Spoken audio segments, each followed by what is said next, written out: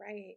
Hey y'all, Betty Smoot Madison here again with day 4 of 31 Days to Wise, a teaching on my favorite book of the Bible, Proverbs. So, day 4, our message is walk wise.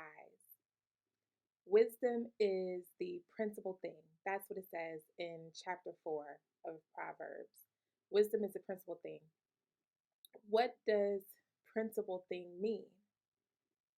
In the American dictionary, it means first in order of importance or highest authority. Um, but I also like to, I have a Hebrew Greek keyword study Bible here. If you are serious about learning the Bible, this is a tool that you want to have available to you. And it gives you meanings of words in their Hebrew equivalent words or Hebrew meanings and translations. And so, principal thing means reshith in Hebrew, and reshith means the first. It is the beginning. It is chief. All right. It is the highest of anything. It's the best or most excellent. So that is reshith, which is the Hebrew word for principal thing, which is what wisdom is. So again, chapter 4, verse 7 says, wisdom is the principal thing, therefore get wisdom. Wisdom protects you. And remember, I talked about yesterday, the Bible always refers to wisdom as she and her. So it says, wisdom protects you, love her, and she will watch over you. She will promote you and bring you honor. Like when I envision wisdom, I just see this radiant, glowing, beautiful woman. That is wisdom.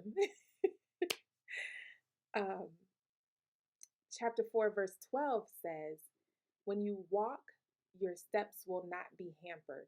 When you run, you will not stumble. And then it goes on to say in verse 18 and 19, the path of the righteous is like the first gleam of dawn, shining ever brighter till the full light of day. But the way of the wicked is like deep darkness.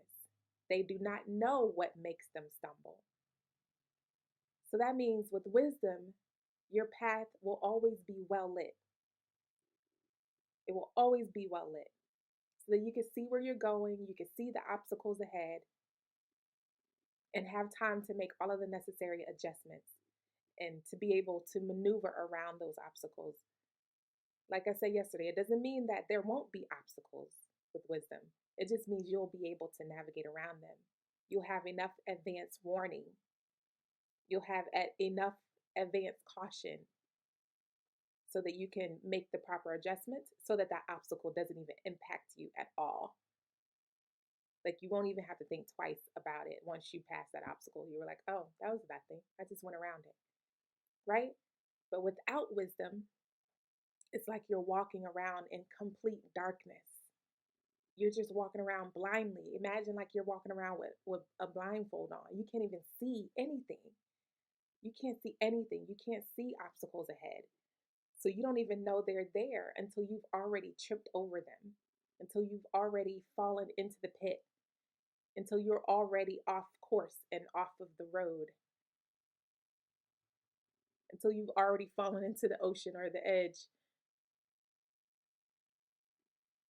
You won't even know. That's how it is when you're walking without wisdom. I work in transportation, and um, so when I think about like a road that is well lit, that means there's street lights consistently throughout the whole corridor, right? There's street lights every 20 to 30 feet. That's what well lit means. And you can see everything on the street, no matter what time of the day it is. You can see everything that's on the street. If it's a pedestrian in the road, you can see them clearly. You can see them up ahead. And you can either stop in time or you can navigate around them. Or if it's something in the road, whatever it is, whatever it may be, you have time and you can see it ahead and you can move how you need to avoid that obstacle. But a road that doesn't have street lights, you can tell the difference because it's dark. I've been on roads where I'm like, why is this road so doggone dark? You can't even see anything. Even with my headlights, like I can't even, it's dark. So you don't even know, like you won't even know there's an obstacle ahead until it's too late, until you've already run over it. And then all of a sudden, you've got property damage or your vehicle is totaled, you're delayed wherever you're trying to go. You either can't get there or you're hours late because you got to call the police and you got to wait for the police to show up and you got to make a report. God forbid it's like a severe crash where people have to go to the hospital. You have all of these impacts that affect your course, right? In your path. Like you're delayed. Now you've got to pay money. Now you've got to buy a new car or get your car fixed.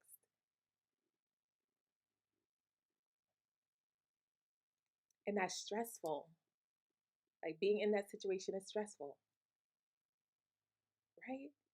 So walking without wisdom, you've now got to expend time, energy, and money to course correct, to get back on course, right? Because you couldn't see that obstacle, you couldn't avoid it.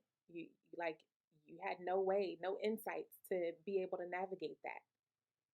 With wisdom, that obstacle is just like it's like a little rock that you can kick to the side because you've seen the obstacle ahead and you've been able to prepare for that obstacle. You've been able to make shifts and adjustments to be able to avoid it, right? And with wisdom, that saves you time. You don't have the same delays that the person without wisdom had, right? You save time, you save energy, you save money. That's the difference. That's the difference between walking with wisdom and walking without wisdom. So today's message is walk wise. Walk with wisdom. You can avoid a lot of pitfalls. You can avoid a lot of mistakes. You can avoid a lot of obstacles. Walk without wisdom. You're going to fall into a lot of things that you could have easily avoided. Could have easily avoided. All right, that's my message for today. That's day 4, walk wise.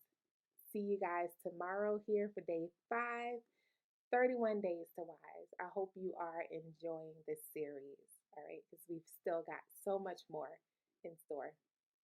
See y'all tomorrow. Bye.